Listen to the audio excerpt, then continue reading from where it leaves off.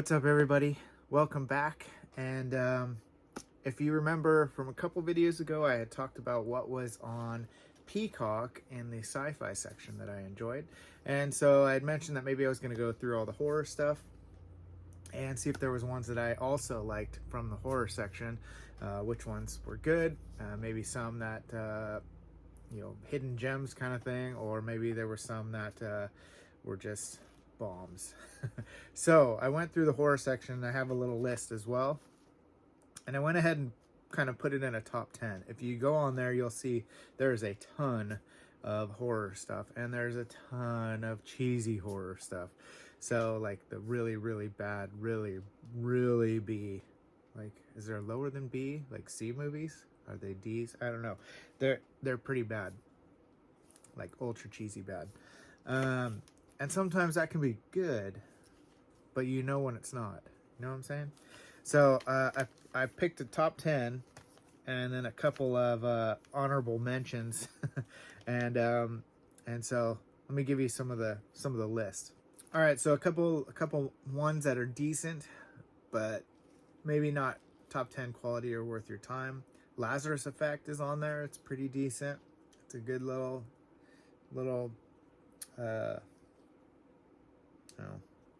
intense thriller. Feedback is okay. It's like another home invasion one, but in a radio station. Hostile looks cool, not that great. It starts off good. There's these creatures out, and they're trying to survive in this post-apocalyptic world where there's these creatures around. They're weird-looking vampire-y things that stalk them at night and kind of stuff. And sounds great. And then the whole story is like a drama that's about this person's life pre that post-apocalyptic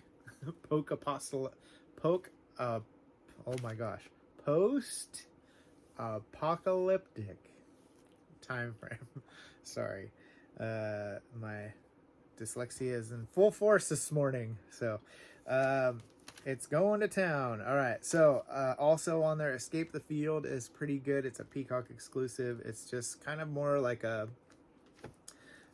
what it sounds like, Escape the Field. So it's like an escape room, but in a field. Let's see what else. Fear Inc. Cheesy but kind of fun. And basically this guy is like super Mr. Horror Movie, and nothing scares him. So there's this company that goes over the top to take care of that for people, and they get involved with that. So Terrifier, I get what they were doing. It's just a over the top gore fest. So if you like just blood and guts and non like typical slasher storyline with like extreme gore, you probably like it. But it's the same old thing that's been done 1,000 times. So Malevolence, I think it goes downhill as the Malevolence 1 was okay, 2 was T-Rash, and 3 was Dumpster Fire. So open 24 hours, not so great either. Looked promising, and downhill as well. The Signal, okay, so I kind of remember this from when I was younger. I watched this a long time ago, and The Signal is an okay one. I remember I didn't rewatch it because I remember it being just okay, but the premise is kind of cool. The idea is that there's this signal being broadcast that tweaks people's brains and makes them go kind of psychotic. So everybody turns into like the crazies, so it's kind of like that. The Village and Sixth Sense, both Shyamalan's movies, are on there, along with Knock at the Cabin, which I did not add to the list because I haven't seen it yet, but there's a couple of his movies on there. In the sci-fi section, another one of his movies that you do not need to watch ever, I forbid it, is The Happening.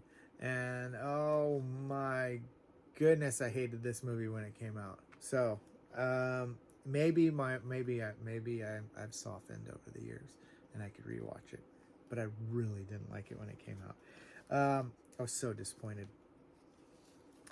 The Breed is a kind of a older one with Michelle Rodriguez from Fast and the Furious. She's in it. It's kind of when I think she was first starting out. It's not great, but it's okay. Better than some of the other cheeseball ones. And then The Endless. There's this movie that some people really liked, and I just didn't get it. I didn't find the attraction to it. So it was okay in my opinion, but it was a neat, different kind of story than some of the other things you're used to. So those are my didn't make the cut ones, but better than the trash. One of the honorable mentions I want to say is that Dead Snow 2 is on there. Now, Dead Snow 2 was nowhere near as good as Dead Snow 1. If you've never seen Dead Snow 1 and you like zombies, you are missing out. I believe it's free on one of the other platforms like Tubi or something like that. You can watch it there. And Dead Snow 2 is an enjoyable one if you liked Dead Snow 1, but it is not even close. So I couldn't really add it to the top 10 because it's not number 1. If Dead Snow 1 was on there, it would have been close to the top of the top 10. So just saying. But it's worth checking out. Dead Snow 1 is so good. If you're like me. I love that kind of stuff. So number 10 is Splinter. Splinter is a kind of lower budget, not as known film that stars the girl who was in Wipeout, the TV show Wipeout for a long time. It was kind of like the obstacle course where they had to run and they got the snot kicked out of them, and it was super fun to watch. And she was host on there for a while, but she also did a few movies, and this was one of them that was actually good. She was also in this show that ran for I think only one season, and it was like a Blade. I don't know about, it's not spin-off, but it was like a series on Blade. And the main guy, I don't know why I always remember this, but his name is, he doesn't have a name in the title. His name is like Sticky Fingers. That's his name. I'm like, okay, so Sticky Fingers plays Blade, and then the other girl plays like, the April O'Neil to the Ninja Turtles kind of, she's like his TV reporter sidekick. So anyways, that has nothing to do with this movie. But on Peacock, Splinter is on there. It's a fun little, pretty quick, it's not like horror, but it is, but it's not. So it's not intense. It's not really super, super bloody. And it's just an enjoyable tension run through a gas station, basically, is where they're at the whole time. Number 9 is a Peacock exclusive, which I think they made for Peacock, and it's called Sick, and it is basically a slasher film.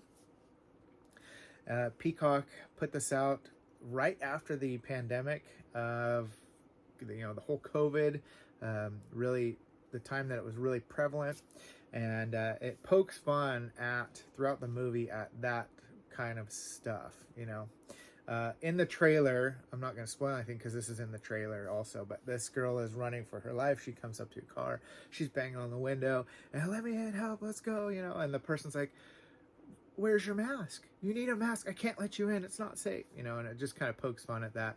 And it's pretty, pretty enjoyable. It starts off a little bit like, oh boy, here we go, but it gets way better. And it kicks off, when it kicks off, it doesn't really let up for the whole movie. So it's pretty good. It's pretty intense. And it's got its normal hacker slasher cheesiness to it, but it's enjoyable. And I was surprised. I did not expect a Peacock exclusive to, kind of be that enjoyable. So that's number 9. Number 8 is Triangle.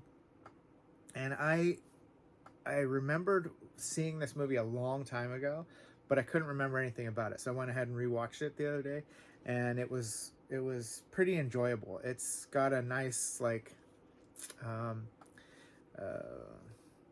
don't want to say like twist to the whole thing, but there is kind of a cool like, how does this play out happening, and trying to figure out what's going on, this kind of creepy element to it.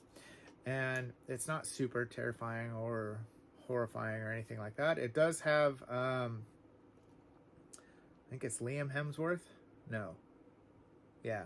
One of the Hemsworth brothers is in there, and when he's really young, and it's an enjoyable one. Also, Melissa George is the lead actress, who is probably who I remember most from 30 Days of Night, the movie that came out quite a while ago, and she's been in a ton of other stuff too, but that's the only one I could think of off the top of my head. Number 7.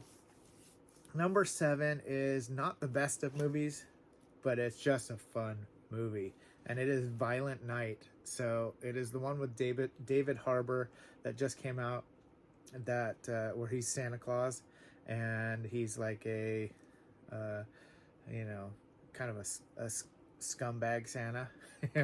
He doesn't care really. He's just burnt out, and he just wants to go around and drink and eat all the cookies and take naps in the person's house and raid their liquor cabinet, and he's like a scuzz bucket.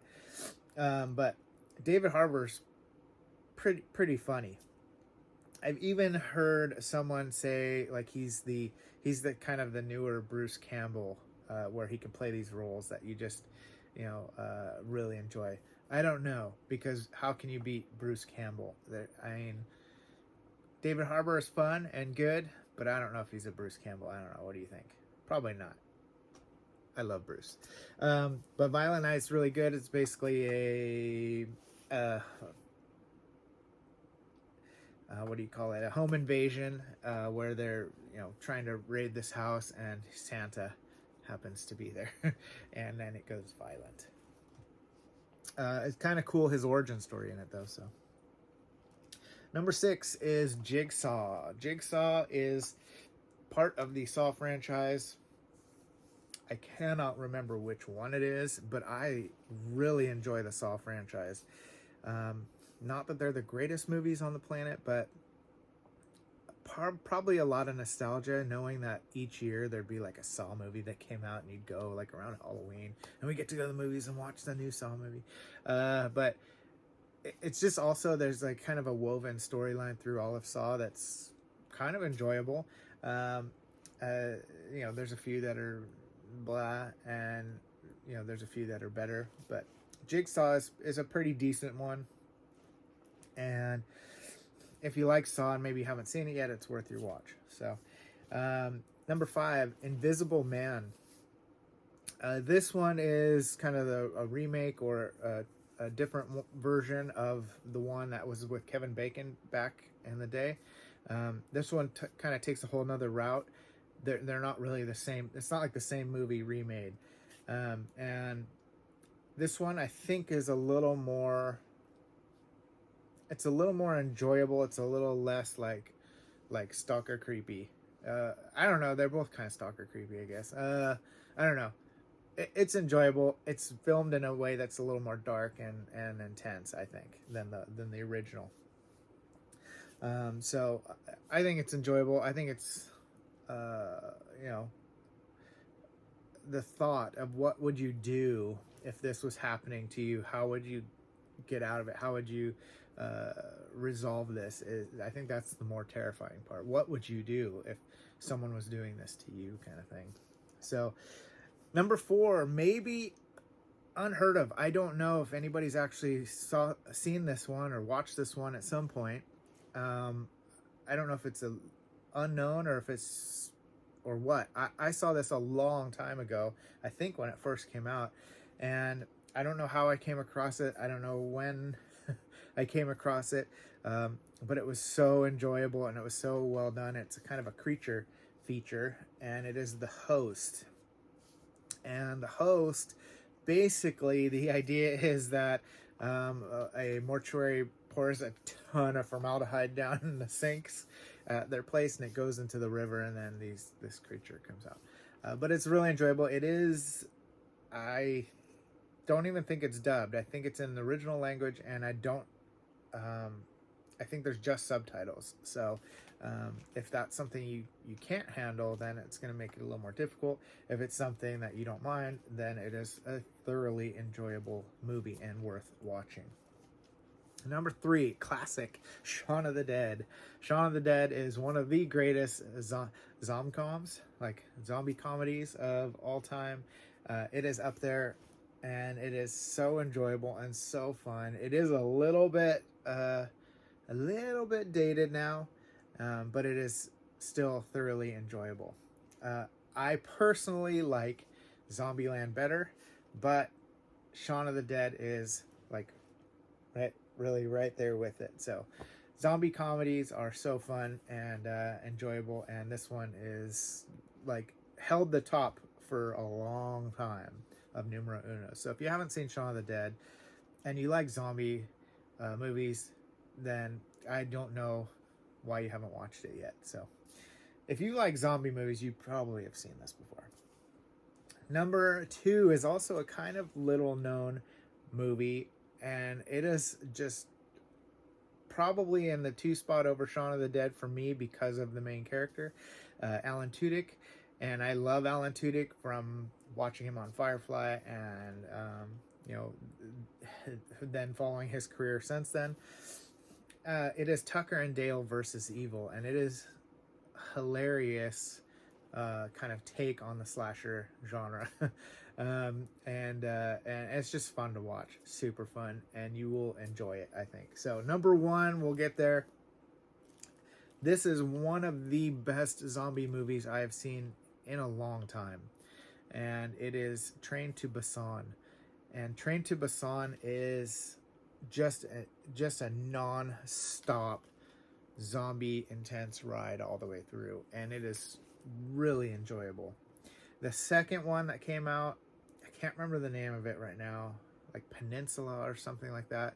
I don't think it's on Peacock, but the second one that came out wasn't near as good, but it is the first one is one of the best zombie movies that I've seen in a really long time.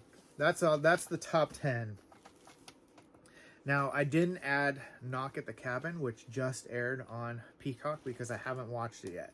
I'm waiting to watch it with my son and to see if it's any good. I don't know if that fits in this horror genre. It is classified in the horror section under Peacock, but someone may say, hey, that should be up here on the top 10 too. I don't know. I haven't watched it yet. I did watch Nope, and they took it off, and Nope was quite enjoyable. It is probably at the lower part of the top 10, but it was enjoyable. Also, another popular one that's on Peacock is Megan, and I didn't like it. It was hard to watch, mainly because of the 2 main characters. The lady that is the main robot designer or whatever, she's so oblivious to her interactions with people, and she's just like a dull, deadpan character. So, and then the girl that played, the girl who lost her parents, was so obnoxious. It was hard to watch. Just the screaming and whining and crying through the whole movie was like, ugh, I can't stand it. It is not better than Chucky. It is nowhere near Chucky. It is not even in the realm of Chucky. Megan is not even close to that level. So to me, eh. All right, so that's it. That's the top 10. We're going to go ahead and wrap it up. And just to let you guys know that I kind of enjoy doing this, whether people like it or not. I like it. It's fun for me. So I'm going to keep doing it with other things too. So I will probably move on to another streaming service and watch some more there and move along. If there's something you want me to check out, or if there's movies you think, oh, you'll probably like this, add it to there or check it out. Feel free to let me know. I'm always on the constant hunt for more good sci-fi, more good horror, or ultimately more good sci-fi horror. So yeah, appreciate you guys. Catch you next time.